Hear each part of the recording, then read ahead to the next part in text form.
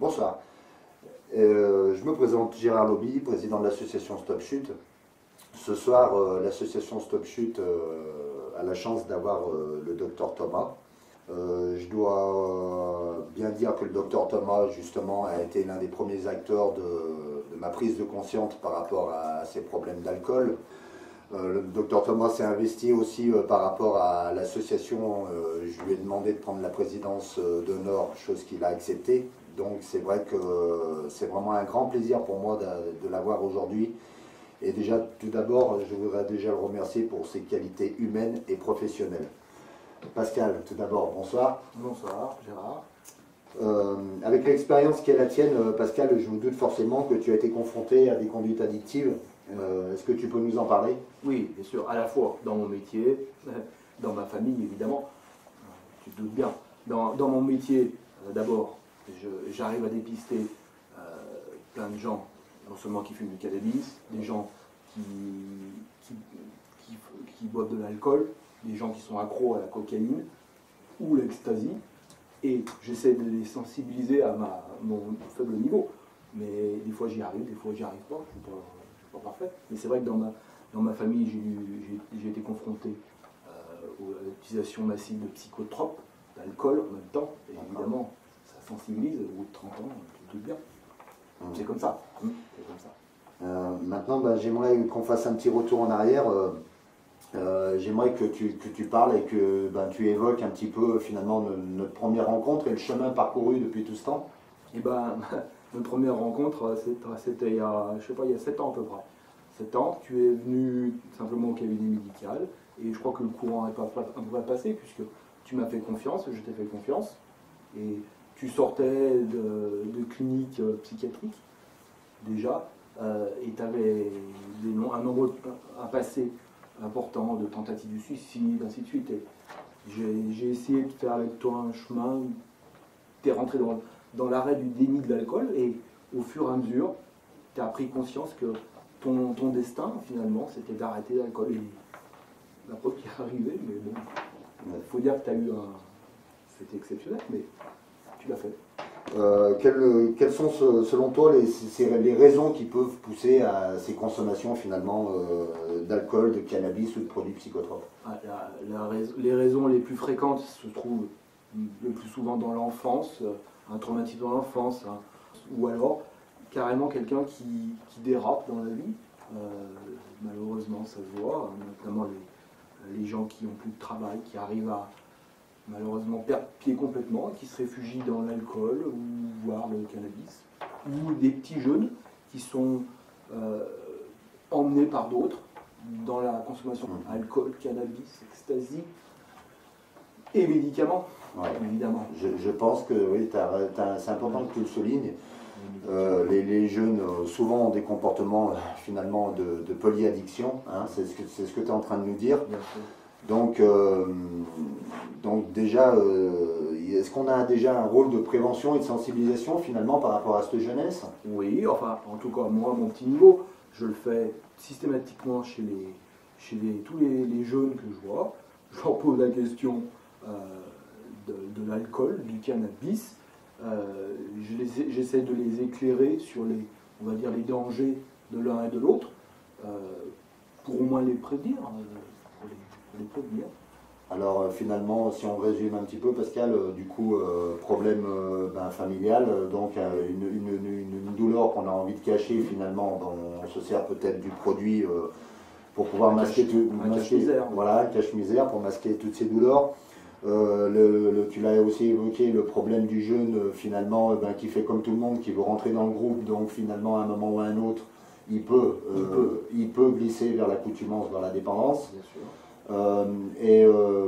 Que penses-tu aussi du côté finalement festif? Penses-tu qu'on peut devenir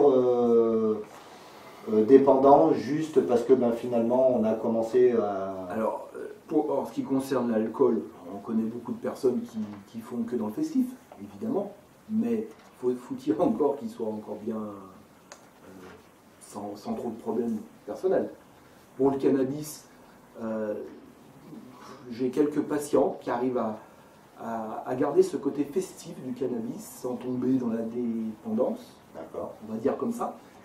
Mais je n'en suis pas complètement sûr. Apparemment, tous ceux que j'ai qui arrivent à rester dans le côté festif sont des grands adultes, on va dire. Grands adultes. Mais les petits jeunes, j'ai l'impression qu'ils tombent assez facilement dans le côté addictif. D'accord. Ils ont du mal à rester dans le côté festif. D'accord. Et l'alcool, c'est un peu pareil.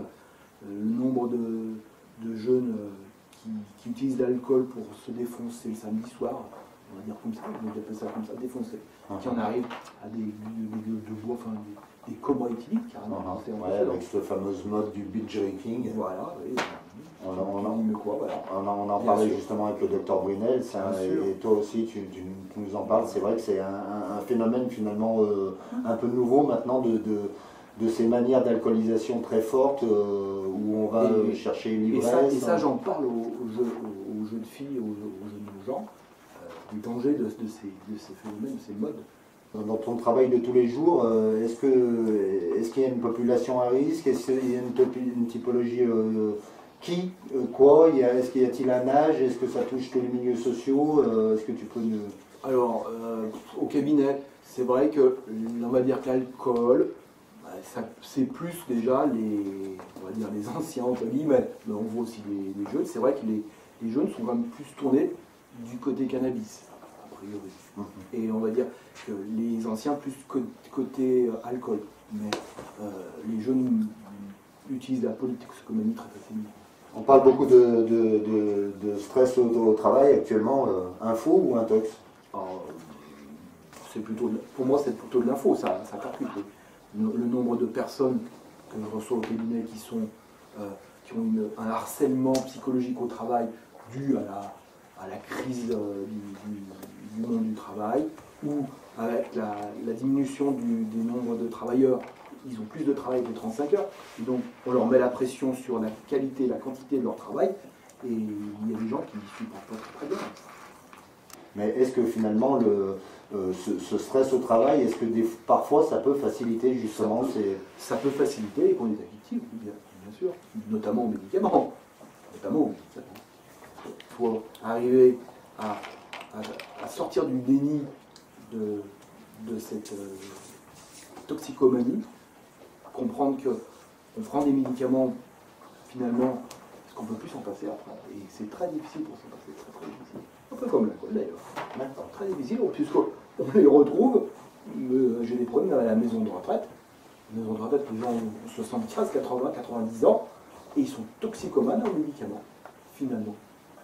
C'est fort, hein. Et j'ai beaucoup de mal à supprimer des médicaments, à tel point que parfois je suis obligé de les hospitaliser.